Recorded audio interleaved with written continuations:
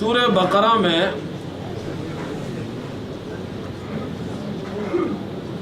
مسلمانوں کے لیے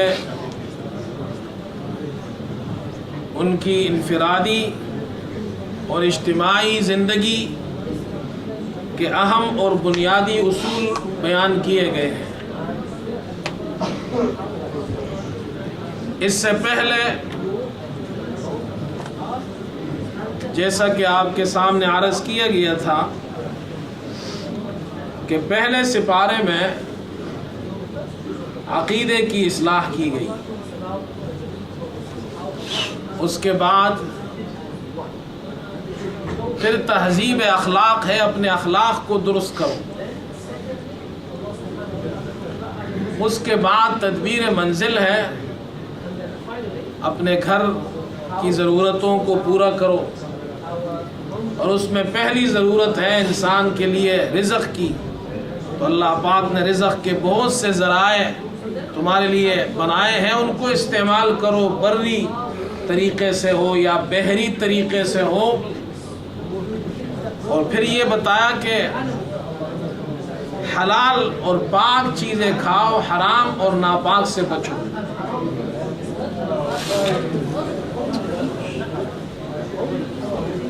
اس کے بعد اس انسان کو جو ضرورت تھی وہ یہ تھی کہ ایسے معاشرے میں رہتا ہو جس معاشرے میں عدل اور انصاف کی حکومت ہو۔ تو مساوات، برابری کا حکم دیا، کسی پہ زیادتی نہ کرو، عدل اور انصاف کرو۔ معاشرے کے اندر مضبوط معاشرہ وہ ہوتا ہے جس معاشرے میں عدل ہو۔ جس معاشرے میں عدل نہ ہو، جسٹس نہ ہو، وہ سوسائٹی، وہ معاشرہ، وہ شہر، وہ ملک کامیاب نہیں ہوتا۔ دوسری چیز بتائی ہے کہ وہ انسانی بنیادی ضرورت وہ ہے علم اور تعلیم، کہ جس قوم میں تعلیم نہ ہو وہ ترقی نہیں حاصل کر سکتی ہے۔ اور پھر یہ بتایا کہ جب تم اپنا سسٹم ایسا مضبوط بنا لو اور جس ملک کا نظام اتنا مستحکم ہو تو پھر ایسے ملک کی حفاظت کرو، اس نظام کی حفاظت کرو۔ یہاں تک یہ اصول بتائے گئے تھے۔ آگے یہ بتایا جا رہا ہے تمہارے حاکم کیسے ہونے چاہیے، وہ کس طرح تم پر عدل اور انصاف کرتے ہوں گے، اور انسانوں کے ساتھ، ان رعایا کے ساتھ ان کا سلوک کیا ہوگا۔ تو یہ مختلف امراء سے، حکام سے متعلق مسائل یہاں بیان کیے گئے ہیں اور عجیب طریقے سے استنباط کیا گیا ہے۔ پہلا مسئلہ اللہ تعالیٰ نے فرمایا تم مشرک عورتوں سے شادی مت کرو یہاں تک کہ وہ ایمان لے آئے، اور اس کے بجائے اگر کوئی مومنہ ہو، چاہے وہ باندھی ہی کیوں نہ ہو، پہلے زمانے میں ہوتی تھی اب تو نہیں ہے، وہ تمہارے لیے بہتر ہے۔ اسی طرح عورتوں سے کہا تم مشرک مردوں سے شادی مت کرو یہاں تک کہ وہ ایمان لے آئے۔ اللہ اکبر۔ اس ضمن میں مفسرین یہ فرماتے ہیں جس طرح تمہارے لیے مشرک عورتیں حلال نہیں ہیں اور مومن عورتوں کے لیے مشرک مرد حلال نہیں ہے، تو پھر جو مسلمان، جو انسان جس جگہ رہتے ہو مسلمان، تو ان کو بھی چاہیے کہ ان کا نظام ایسا ہو کہ وہاں پہ شرک نہ ہو، مشرک نہ ہو، جو شرک نہ کرتا ہو، جو موحد ہو۔ یہ پہلی صفت بتائی ہے۔ لیڈروں میں یہ کوالٹی ہونی چاہیے کہ وہ موحد ہو، لیڈر کی یہ کوالٹی ہو کہ وہ موحد ہو، مشرک نہ ہو۔ مسلمانوں کو جو لیڈر ہو وہ موحد ہو، مشرک نہ ہو، یہ پہلی بنیادی کوالٹی ہے اس میں۔ دوسری چیز وَيَسْأَلُونَكَ عَنِ الْمَحِيضِ قُلْ هُوَ أَذًى، اس سے عجیب استنباط کیا۔ میاں بیوی رہتے ہیں اور شوہر اپنی بیوی سے انتفاع کرتا ہے، اس کا قرب حاصل کرتا ہے، چند ایام ایسے ہوتے ہیں کہ باوجود کہ بیوی پر اس کی اپنی بیوی ہے لیکن اس سے دور رہنے کا حکم دیا گیا ہے، ان ایام میں تم ان کے قریب مت جاؤ۔ یہاں سے مفسرین نے استنباط کیا ہے کہ بادشاہ ہو، لیڈر ہو، حاکم ہو، وہ اپنے رعایا پر حکومت کرتا ہے، لیکن کچھ اوقات ایسے ہوتے ہیں کہ وہ مسلمان ہیں لیکن اپنے ماتحت رعایا سے وہ بھی دور رہے گا، ان کو چھیڑے گا نہیں۔ مثال کے طور پر اگر وہاں کوئی غیر مسلم رعایا ہو اور وہ مشرک ہو، اپنے مندر میں اپنے بت کی عبادت کرتے ہو، تو اس مسلم بادشاہ کو یہ حق نہیں کہ ان کو تنگ کرے۔ اس ناپو جیسے عورت کی ناپاکی کے ایام ہے تو اس سے دور رہو، بس یہ بھی ایک شرک ہے، ان کو اس میں رہنے تو تم ان سے دور رہو۔ یہ استنباط کیا اس سے۔ پھر آگے اللہ اکبر، یعنی راعی میں اور رعایا میں، بادشاہ میں اور رعایا میں تعلق ہونا چاہیے، مضبوط تعلق ہونا چاہیے۔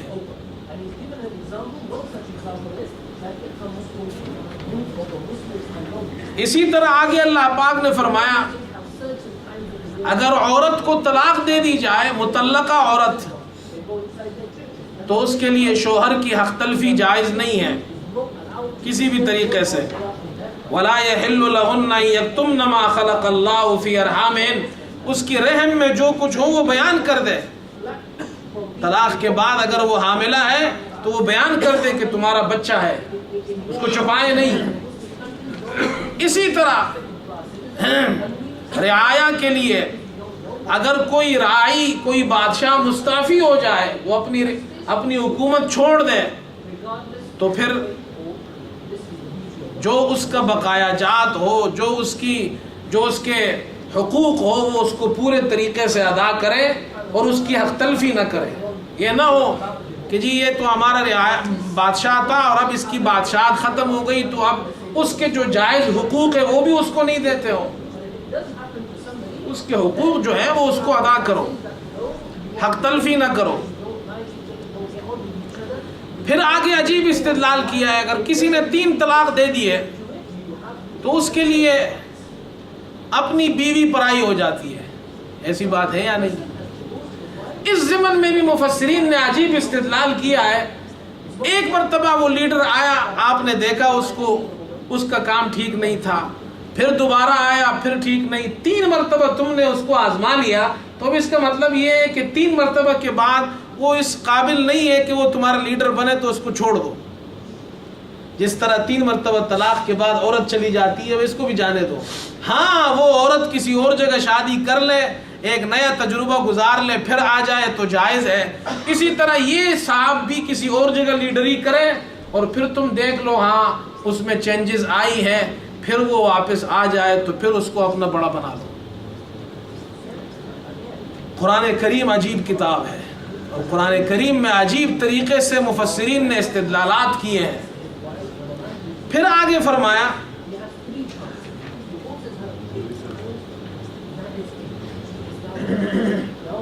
اگر بیوی کو تم نے 3 طلاق دے دی، اب وہ تمہاری تو نہ رہی نا، کسی نے اپنی بیوی کو 3 طلاق دیے تو وہ اپنی ہے یا پرائی ہے؟ پرائی ہے۔ اب وہ پرائی ہو گئی، وہ کسی اور جگہ شادی کرنا چاہتی ہے اور یہ کہیں تم کسی اور جگہ شادی نہیں کر سکتی ہو، یہ شرعاً جائز نہیں، یہ گناہ ہے۔ اسی طرح کسی کا شوہر مر جائے اور بیوی پیچھے رہ جائے تو پھر وہ کسی اور جگہ شادی کرنا چاہے تو اس کو روکو مت۔ بہت سی قومیں ایسی ہیں آج بھی کہ اگر وہ شوہر مر جائے تو پھر وہ دوسری جگہ شادی کرنے نہیں دیتے اسے، یہ شرعاً جائز نہیں ہے۔ تو شوہر پہنے والے شوہر کو یہ حق نہیں ہے۔ اسی طرح اگر ایک لیڈر تھا اور وہ لیڈر صاحب اس کو چھوڑ دیا گیا، وہ فیل ہو گیا، اب کوئی نیا لیڈر آتا ہے اور رعایا چاہتے ہیں کہ اپنا کسی اور کو نیا لیڈر بنائے، اور یہ پرانے لیڈر صاحب روڑے اٹکاتے ہیں، نہیں یہ میں نہیں ہوں تو یہ بھی نہ بنے، ہم تو ڈوبے ہیں صنم تمہیں بھی لے ڈوبیں گے. ایسا نہ ہو میں تو فیل ہو گیا ہوں تو دوسرے کے راستے میں بھی روڑے اٹکاؤں. تو ہمارے یہاں یہ سارا کام ہو رہا ہے. اللہ نے فرمایا ایسے کام نہ کرو, کسی اور کا راستہ مت روکو. یہ مختلف مسائل بیان کیے گئے ہیں. اس کے بعد اور اس میں درمیان میں اور بہت سے مختصراً میں نے عرض کر دیا, اشارہ کر دیا, جب تمہارا حاکم اس میں یہ کوالٹی ہو کہ وہ تمہارا حاکم بن سکتا ہو, تمہارا لیڈر اس میں یہ کوالٹیز ہو کہ وہ تمہارا لیڈر بن سکتا ہو, تو ایسے لیڈر تم اپناؤ. اور لیڈر جب تمہارا بن جائے تو لیڈر بننے کے بعد وہ بھی اپنی قوم کو آزمائے گا. تو آگے اللہ پاک نے پھر قصہ ذکر کیا طالوت کا.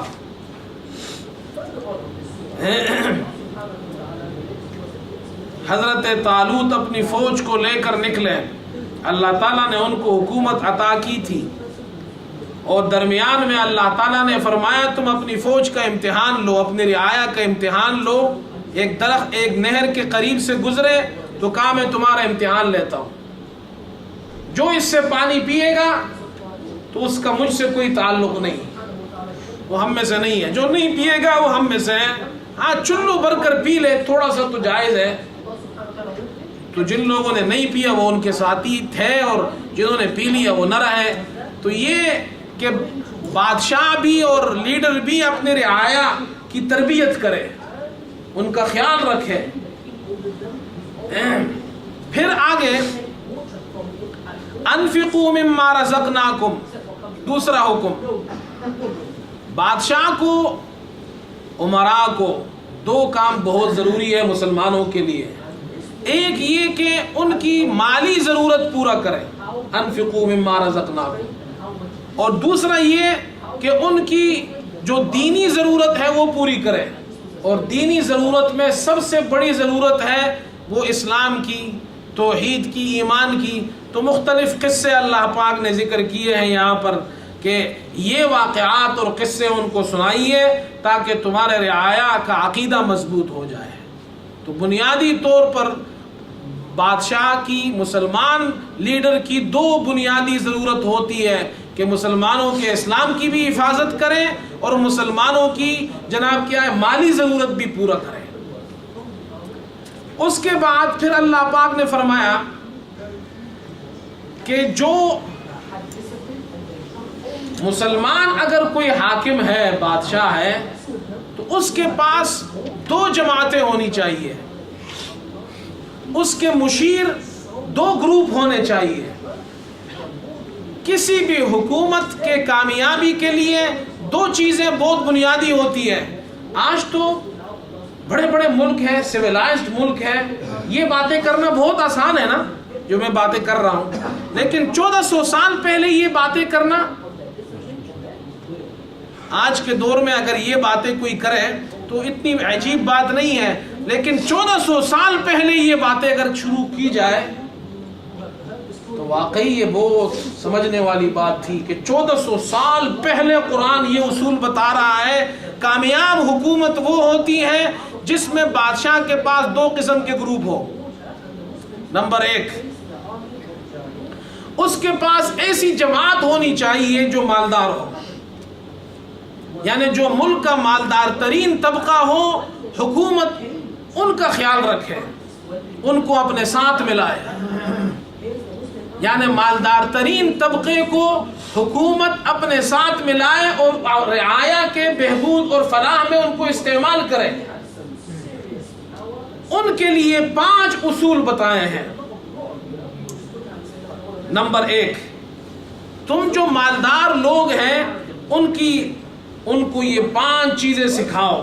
کیا؟ نمبر 1, مال خرچ کرنا بہت مشکل ہے, لیکن 1400 سال پہلے اللہ نے اتنا آسان بنا دیا کہ اگر وہ صحیح حکومت ہو مسلمان کی تو وہ 5 اصول بتائے کہ مالدار لوگوں سے یوں کہو, الذین ينفقون اموالهم فی سبیل اللہ ثم لا یتبعون ما انفقوا منا ولا اذى. جو مال تم دیتے ہو اس کسی پر احسان نہ جتلاؤ کہ ہم نے احسان کیا ہے, ولا اذى, اور تکلیف مت دو دینے کے بعد، میں نے پیسے دیے ہیں تو اب تم تکلیف دینا شروع کر دو، ایسا بھی نہ ہو۔ اللہ اکبر۔ پھر اس کے بعد پھر فرمایا مثل الذین ينفقون اموالهم ابتغاء مرضات اللہ وتثبیتا من انفسهم، اللہ کی رضا کے لیے دو، یہ تیسری شرط ہے، اور پھر دینے کے بعد دل پر بوجھ بھی نہ ہو، یعنی خوش دلی سے دو۔ 4 باتیں ہو گئی۔ اور 5ویں بات، وہ چیز اللہ کے نام پر دو۔ وہ چیز کس کے نام پر دو؟ اللہ کے نام پر۔ یہ 5 مالدار جماعت کو جو تمہارے انڈر ہو، ان مالدار لوگوں کو اپنے پاس رکھو، ان کو یہ 5 باتیں سکھاؤ۔ پھر دوسری جماعت، وہ حکومت کامیاب ہوتی ہے جن سے بزنس مین خوش ہو، یعنی وہ خوشی خوشی اپنا مال دے۔ میں جب یہاں آیا تو زمانہ ہو گیا، مجھے بھی 10-12 سال ہو گئے ہیں، تو ہم نے اپنے ملک میں بھی دیکھا، یہاں بھی دیکھا، بہت سی چیزیں عجیب نظر آئی۔ یہاں ایک چیز مجھے بڑی عجیب نظر آئی، ایک نہیں بہت سی چیزیں عجیب نظر آئی، وہ یہ کہ جو آدمی یہاں آتا ہے سب سے پہلے وہ کیا چیز بناتا ہے، آپ کو پتا ہے؟ National insurance. نیشنل انشورنس کا کیا مطلب ہے؟ کہ جو میں کام کرتا ہوں مجھ سے پیسے کاٹو، یہی مطلب ہے نا۔ اب دیکھو کیسا مزاج بنایا ہے، ہر آدمی اس سسٹم پہ چل رہا ہے، سب سے پہلے یہی چیز بناتے ہیں نا۔ یہ اللہ پاک نے 1400 سال پہلے بنایا ہے یہ قانون، جو تم بادشاہ اگر ایسا ہو وہ مالداروں کو یہ 5 باتیں بتائے، بھائی جو تم مال دو اللہ کے نام پہ دو تو بوجھ نہیں ہوگا۔ ہاں، پھر اچھا مال دو، جب اللہ کے نام پہ دے گا تو اچھا مال، انفقوا من طیبات ما کسبتم۔ پھر کسی پہ احسان مت جتلاؤ، دل پر بوجھ نہیں ہونا چاہیے، اللہ کی رضا کے لیے ہونا چاہیے، کسی کو تکلیف نہ دو دینے کے بعد۔ یہ 5 باتیں مالداروں کو سکھاؤ۔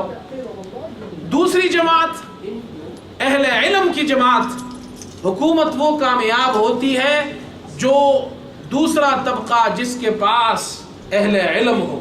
تو اللہ تعالیٰ نے فرمایا یؤتی الحکمت من یشاء، اللہ جسے چاہتا ہے اسے حکمت دیتا ہے، اور جسے حکمت دیا گیا فقد اوتی خیرا کثیرا، خیر کثیر، خیر مال کو بھی کہتے ہیں۔ تو مال کے لیے 5 شرطیں ہیں، تو خیر کثیر کے لیے بھی 5 شرطیں ہیں۔ اپنے ملک میں علماء کو اپنے ساتھ ملاؤ، یہی وجہ ہے یہاں پہ آپ دیکھیں اہل علم کی یہاں پہ قدر ہے، جو جس کے پاس جو علم ہے اس کی قدر ہے، دنیا کا علم جس کے پاس ہے اس کی قدر ہے۔ ایسی بات ہے یا نہیں؟ علم والے کی بہت قدر ہے یہاں پہ، کسی بھی قسم کا علم ہو اس کے پاس صاحب علم کی قدر ہے۔ تو جس قوم میں اور جس نظام میں علم کی صاحب علم کی قدر ہو وہ قوم کامیاب ہوتی ہے۔ تو ان میں بھی 5 شرطیں ہیں، یعنی علم کو جو اہل علم ہے ان میں بھی 5 شرطیں ہو۔ کیا؟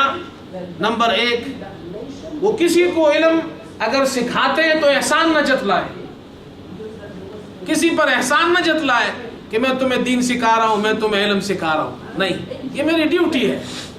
تکلیف دینے کے لیے علم نہ سکھائے، اسی طرح اللہ کی رضا کے لیے سکھائے، بوجھ نہ ہو، اور اللہ کے نام پر جو چیز تم دیتے ہو اچھی تو اسی طرح اچھی باتیں لوگوں کو سکھاؤ، جو حق ہے وہ مت چھپاؤ۔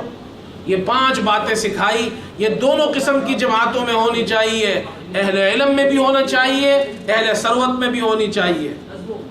آگے اللہ پاک نے فرمایا جس ملک میں لوگ خوشی خوشی مال خرچ کرتے ہوں گے، یعنی وہ زکوٰۃ بھی دیتے ہیں، صدقہ خیرات بھی کرتے ہیں، غریبوں کا خیال بھی رکھتے ہیں، کوئی ادھار مانگنے آئے تو ادھار بھی دیتے ہیں، آپ بتائیں اس ملک میں سود ہوگا؟ بولو، اس میں سود ہوگا ہی نہیں۔ دیکھو سود کو سب سے بعد میں لائے، سورہ بقرہ میں سود بالکل آخر میں ہے۔ قرآن کا ایک نظام ہے، قرآن مزاج بناتا ہے، شروع میں نہیں کہا سود چھوڑ دو، نہیں، اپنا نظام ایسا بناؤ کہ سود خود بخود چھٹ جائے. پہلے نظام بنایا جو مالدار طبقے کو 5 باتیں سکھائی. تم سے مال مانگنے آئے، کوئی غریب ہو مدد کرو، زکوٰۃ دو، صدقہ خیرات دو. کوئی ادھار مانگنے آئے ادھار دو، اور سود پہ نہیں، اللہ کی رضا کے لیے اس کی مدد کرو. تو جو لوگ بغیر سود کے لوگوں کی مدد کریں گے اس ملک میں سود ہوگا نہیں. تو آگے اللہ پاک نے سب سے آخر میں سود پر ضرب لگائی. اب سود سے بچو، تمہیں سود کی ضرورت ہی نہیں ہے. جو اتنا پیارا نظام ہم نے تمہیں دیا ہے اس میں سود کی ضرورت ہے. تو اگر ہم قرآنی نظام پہ چلنا شروع کر دیں تو سود خود بخود ختم ہو جائے گا. سود کے خاتمے کے لیے یہ نہیں ہے کہ آپ شور کریں کہ سود حرام ہے، سود چھوڑ دو، سود نہیں. وہ نظام پہلے متبادل پیش کرو کہ ہاں یہ نظام ہے، اب تم سود چھوڑ دو. تو ہمارے پاس متبادل کیا نظام ہے؟ ہمارے لوگ کیا لوگوں کی مدد کرتے ہیں؟ زکوٰۃ کتنے مسلمان نہیں دیتے ہیں؟ صدقہ خیرات تو بہت دور کی بات ہے. اور زکوٰۃ دینے کے بعد بعض لوگ تو یہ سمجھتے ہیں بس اب فرض پورا ہو گیا. نہیں، اللہ اکبر. رسول اللہ صلی اللہ علیہ وسلم نے ہمیں جو تعلیمات دی ہیں، صحابہ نے جو طریقے زندہ کیے ہیں، جو اسلام ہم تک پہنچا ہے، اس میں صرف زکوٰۃ نہیں ہے، اس میں صدقہ بھی ہے، اس میں خیرات بھی ہے، اس میں دوسرے مسلمان بھائی کی مدد بھی ہے. کوئی قرضہ لینے آئے تو اس کو قرضہ بھی دو، بغیر سود کے دو اسے، تاکہ وہ سود سے بچے. آج اگر سارے مسلمان ایک دوسرے کی مدد کرنے لگے تو دنیا میں کوئی بھی مسلمان سود نہیں لے گا. اللہ اکبر. تو اس لیے فرمایا سود سے بچو، اور اگر سود پھر بھی تم سود کرو گے تو فَأْذَنُوا بِحَرْبٍ مِّنَ اللَّهِ وَرَسُولِهِ، تو اللہ اور رسول کی طرف سے تمہارے خلاف اعلان جنگ ہے. تو اللہ سے کوئی جنگ کر سکتا ہے؟ اس کے بعد پھر جب سود سے بچ گئے تو اب قرضہ ایک دوسرے کو دو. تو پھر قرض کے لینے دینے کے اصول بتائے. جب تم قرض دو تو پھر جناب کیا اس کو لکھ لیا کرو، گواہ بنا لیا کرو. اس کے بڑے فائدے ہیں، اس لیے کہ لوگ اگر کسی کو قرضہ دے اور لکھے نہیں اور بعد میں وہ بھول جائے، وہ کہے جی میں نے 1000 پاؤنڈ دیے تھے آپ کو، وہ کہے نہیں جی آپ نے 500 دیے تھے، جھگڑا ہو جائے گا. اس نے کہا اس کو لکھ لو، گواہ بھی بنا لو، اور پھر وہ لکھنے کے بعد تمہیں یاد رہے گا، اس کو بھی یاد رہے گا. پھر وقت بھی لکھ لو، الی اجل مسمی، وقت تک. ہمارے یہاں ایک ہمارے والد صاحب کے استاد تھے. انہوں نے کہا جی میں ایک دکان پر گیا، ان کے کسی دوست کی دکان تھی، وہ چائے کی پتی جو ہوتی ہے فروخت کرتے تھے، اور بڑے نیک آدمی تھے. انہوں نے کہا کہ بھائی تمہارے پاس اگر کوئی مسلمان آئے اور وہ 1 کلو چائے کی پتی خریدے اور جیب میں ہاتھ ڈالے اور جی میں پیسہ تو میں لایا نہیں، بھول گیا، تو آپ کیا کریں گے؟ انہوں نے کہا جی حضرت ہم اس کو چائے کی پتی دے دیں گے، کہیں گے جی پیسے بعد میں دے دینا، مدد کریں گے آپ. کہا جی کتنا اچھا کام کر رہے ہیں آپ. پھر حضرت نے فرمایا اتنے اچھے کام کر رہے ہو لیکن غلط کر رہے ہو، اس لیے کہ تم دین نہیں سیکھتے ہو. ہمارے یہاں لوگ دکان کھولتے ہیں مسلمان، مولوی صاحب آئیے، مولوی صاحب جاتے ہیں قرآن پڑھو. مولوی صاحب قرآن پڑھتے ہیں، وہ خود نہیں پڑھتا. اب مولوی صاحب قرآن پڑھے گا تو مولوی صاحب کو برکت ملے گی یا آپ کو ملے گی؟ مولوی صاحب کو ملے گی. اس کے بعد کہتے ہیں دعا کرو، مولوی صاحب کہتے ہیں یا اللہ اس کو برکت دے. اس کے بعد جس قرآن سے اس دکان کی اوپننگ ہوتی ہے اس دکان میں سارے کام قرآن کے خلاف ہوتے ہیں. ایسی بات ہے یا نہیں؟ آج تک کوئی ایسا مجھے بتائے. ہاں ایک آدمی مجھے معلوم ہے، میں نام نہیں لیتا، لیکن مجھے زندگی میں کوئی ایسا مسلمان نہیں ملا سوائے ایک کے کہ جس نے اپنے کاروبار کو شروع کرنے سے پہلے یہ پوچھا ہو کہ دینی اسلامی اصول کیا ہے کاروبار کے. ناراض نہیں ہونا. علماء نے فقہاء نے لکھا ہے جو چیز فرض ہے اس کا سیکھنا فرض ہے. کتنے لوگ ہیں ہمارے یہاں ان کی دکانیں ہیں، کاروبار ہے، بزنس ہے. میں کئی مرتبہ یہ قریب کی دکانوں میں گیا ہوں اور میں نے جا کے ان کو مسئلے بتائے ہیں، از خود بتائے، میں نے دیکھے ہیں، میں نے ان کو بتائے یہ طریقہ جائز نہیں ہے، آپ ایسا نہ کریں. اب وہ کرتے ہیں نہیں کرتے یہ ان کا کام ہے، لیکن میں نے جو دیکھا میں نے بتا دیا ان کو۔ اب ایک حلال کام مسلمان کر رہا ہے، غلط طریقے سے کر رہا ہے، حرام ہو جاتا ہے۔ تو حضرت نے ان سے پوچھا بھائی آپ تو بہت دیندار آدمی ہے، اس کی مدد بھی کر رہے ہیں، اس کو جناب ادھار بھی دے رہے ہیں، لیکن آپ شریعت کے مطابق نہیں دے رہے ہیں، آپ کو کوئی ثواب نہیں مل رہا۔ ثواب تو چھوڑیے، آپ کا معاملہ ہی شریعت کے خلاف ہے۔ وہ سر پکڑ کے بیٹھ گیا، حضرت ہم تو اچھے خاندان کے لوگ ہیں، لوگ آتے ہیں تو ہم اسی طرح کرتے ہیں، ان کو چائے کی پتی پیسے نہیں ہوتے، ہم کہتے ہیں بعد میں دے دینا۔ فرمایا یہ معاملہ کا طریقہ نہیں ہے، بعد میں دے دینا نہیں ہے، آپ کو بتانا پڑے گا کب دینا ہے، بعد میں مہینے بعد دینا، ہفتے بعد دینا، وہ دن مقرر کرو، الی اجل مسمى، ایک ورنہ جھگڑا ہو جائے گا بعد میں۔ آپ کہیں گے بعد میں دے دینا، وہ بعد میں سال گزر گیا، کہتے ہیں آپ نے کہا تھا بعد میں دے دینا، تمہیں تو ابھی نہیں، سال بعد دوں گا، تو جھگڑا ہو جائے گا۔ اسلام نے جھگڑے سے روکا ہے، ایک 2 مہینے کی تاریخ دے دو، 3 مہینے کی دے دو۔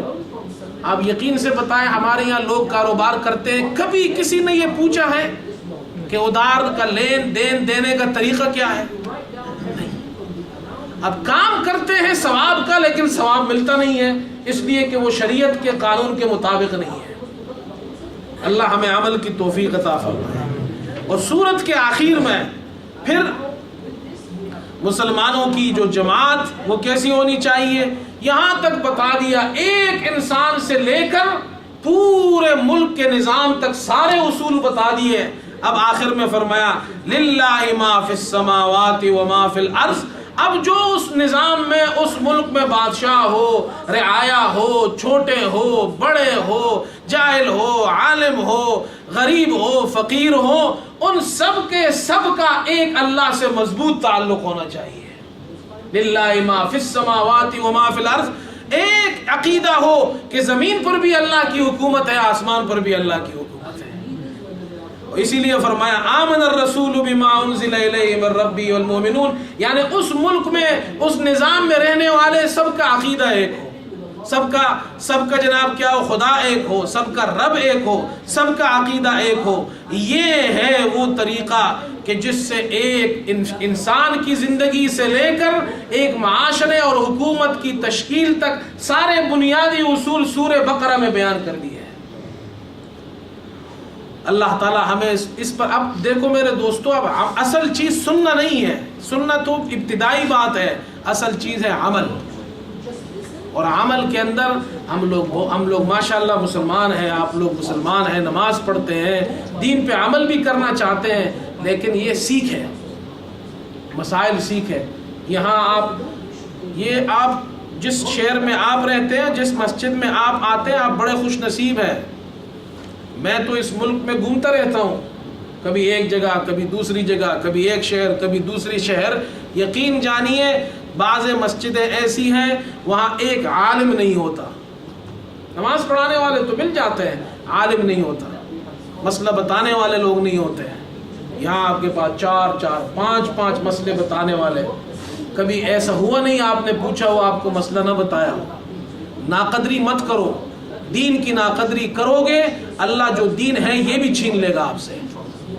اس کی قدر کرو اور مسائل پوچھو۔ صرف دنیا کمال نہیں ہے کہ میرے پاس دنیا ہے تو میں کامیاب ہوں۔ قارون کے پاس ہم سے زیادہ خزانہ تھا، لیکن اللہ نے ساری دنیا کے سامنے اسے دھسا دیا۔ فرعون کو اللہ نے سب کے سامنے غرق اسی لیے کیا تاکہ جن کا دماغ فرعونی ہے وہ ٹھیک ہو جائے۔ قارون کو اللہ پاک رات کے اندھیرے میں بھی مار سکتا تھا، فرعون کو اللہ رات کے اندھیرے میں بھی مار سکتا تھا۔ اللہ نے دن کی روشنی میں ان کو سب کے سامنے غرق کیا، اسی لیے کہ جن کا دماغ فرعون کی طرح ہے وہ ٹھیک ہو جائے، جن کا دماغ قارون کی طرح ہے وہ ٹھیک ہو جائے۔ کسی کے ناک میں اللہ پاک نے لنگڑے مچھر کو گھسا کر اسے تباہ کیا۔ اس لیے میرے دوستو ہمارے پاس یہ دین ہے، یہ قرآن ہے، اس کو سیکھو۔ آپ آئیے، آپ کو ہمارے پاس وقت ہے، انتظام ہم کریں گے آپ کے لیے۔ آپ چاہے ہمیں کاروبار سکھاؤ، آپ کو کاروبار، دینی کاروبار سکھائیں گے، آپ کو دین سکھائیں گے۔ یہ نہیں ہے یہ ہمارے یہاں علماء پڑھتے ہیں یہ ساری چیزیں، فقہ پڑھائی جاتی ہے ہمارے یہاں۔ جو فقہ ہم پڑھتے ہیں اس فقہ نے پوری دنیا میں تقریباً آپ یوں سمجھیے 1200 سال تک راج کیا ہے. یہ ترکی کی خلافت تھی نا، ترکی کی خلافت تک فقہ حنفی نے، اسلامی دنیا میں فقہ حنفی نے راج کیا ہے. یہ ایسی فقہ ہے جو 1200 سال تک دنیا میں حکومت کرتی رہی ہے. اس کو سیکھو. اللہ ہمیں سمجھنے کی توفیق عطا فرمائے اور عمل کی توفیق عطا فرمائے.